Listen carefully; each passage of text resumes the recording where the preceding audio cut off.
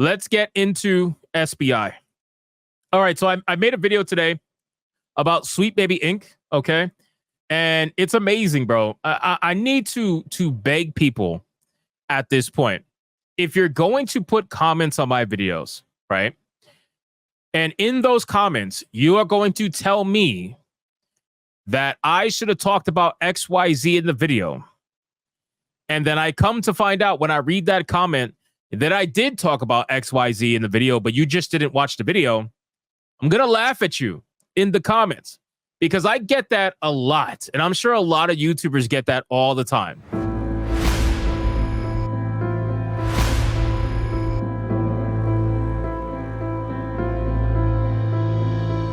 All the time. Or they'll just look at the thumbnail and title and they'll think they know everything about the video and my entire talking point.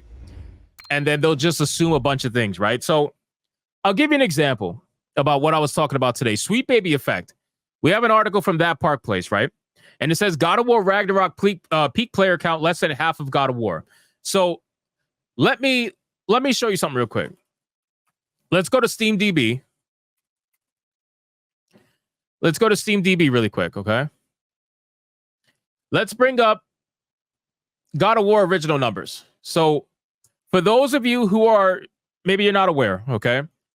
God of War, when it came out, 2.5, almost 3 years ago, it did 73,529 peak concurrent players, okay? Now, there was a couple of things that I said was the reason why this game is doing less than half of what the first one was, right? Let's go to God of War Ragnarok. I fucked that up. God of War Ragnarok.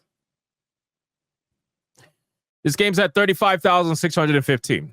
All right. So a little less than half. Now, a bunch of reasons why this game is where it's at. To ignore any of these reasons is stupid. Okay. And that also includes the aspect of people with SBI. Now, when I say SBI fucked this game over, I don't mean it strictly from a DEI standpoint, okay? Because they could have minimal effect, right? They could actually genuinely have minimal effect on God of War, which I don't believe because they race swapped that character and all that stuff. But still, let's just say they had minimal effect, just like, what do you call it? Final Fantasy VII Rebirth, right? SBI really didn't do anything for Final Fantasy VII Rebirth. There was barely any gay characters in it.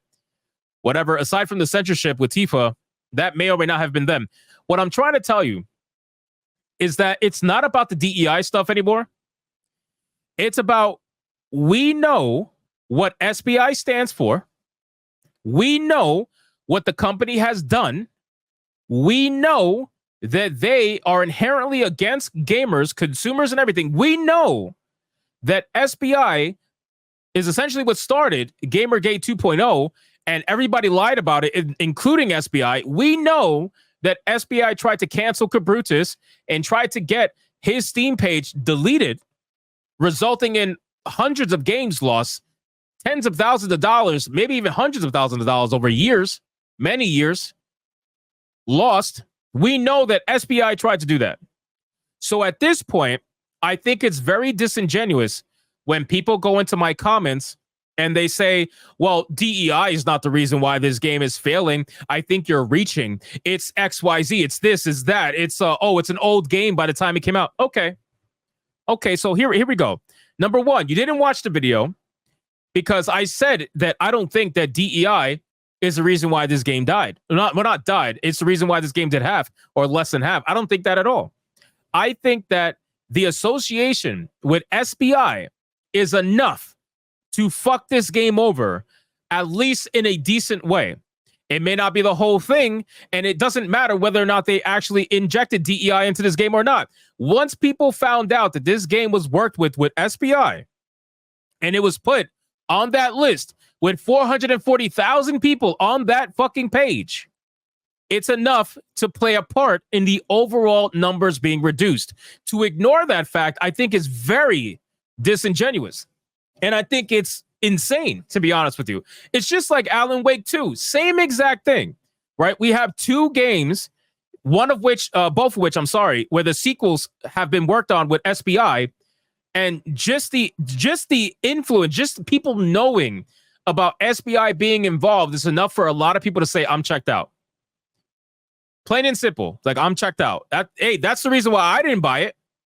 Just so you're aware, I bought the original God of War on PC. I didn't buy the second one for that reason alone. Literally. So there's a lot of people that are like me that will choose not to buy the second game because we know that SBI was involved to some capacity, whether it's a little or whether it's a lot, it doesn't matter. And that's what they don't understand. They don't understand that it's about the company's involvement. We have chosen, certain people like me have chosen that we're not going to support, for the most part anyway. Maybe there might be one outlier here and there, and I've admitted it, right? I bought Final Fantasy VII Rebirth knowing that SBI was involved in that game to some capacity, right? But every other SBI game I have not bought after the whole debacle with Suicide Squad, Kill the Justice League, and Cabrutus and all that stuff. But I'm telling you, there's a lot of people like me that will choose to ignore a game the moment they hear SBI is involved and not even give it a fucking shot. Not even give it a shot. Yamato says, how was SBI involved in FF7? I have no idea because they won't tell me. They won't tell you. They won't tell me. All I know is they were on the list, the credits or whatever, if I'm not mistaken. But with that being said, there's a lot of people like me that will choose not to buy the sequel. And this is the amazing thing, right? So a lot of developers and studios have it in their mind that gamers have no willpower. And I can't blame them because a lot of gamers don't have willpower, right? There's a reason why microtransactions are a thing. And there's a reason why mobile gaming makes so much goddamn money, because a lot of people just don't have any willpower. That's just the fucking truth of it. But what I will say is people are waking up to this nonsense. And just because you had a banger first game doesn't mean that we have to play the sequel. And that's what they think. They think that, oh, gamers are just going to have to play the sequel. There's no way they're going to miss out. If they really enjoy the first game, there's no way they're skipping on the second one. No, that's not the case anymore. That's not the case anymore at all. People are more than willing to skip out. There's too many games. My backlog is ridiculous. Are you fucking kidding me? I barely have time. There's way too many games. I will gladly skip out on this shit. I don't have to play it. So, again, I want people to realize that those comments that I get are extremely disingenuous because, again, by simply saying SBI fucked over this game is not also saying that DEI killed this game. It's saying that the correlation between SBI being involved and people's negative emotions about SBI is enough to turn off a good amount of people, right? That's just a fucking fact. It's enough to turn off a good amount of people. Once it goes on that list, you lost at least a couple of tens of thousands of sales, at least once it goes on that list. Okay.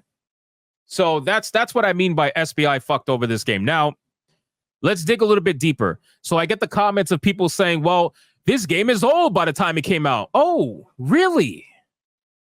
Really?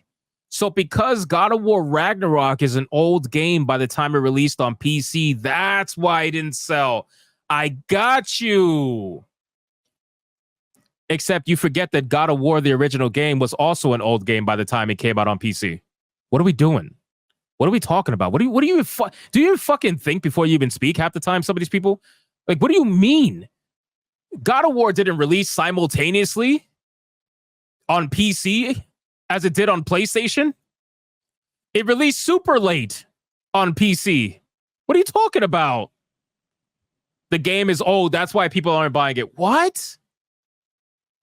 73,000 people chose to buy the first game, even when it was old, when it released on PC.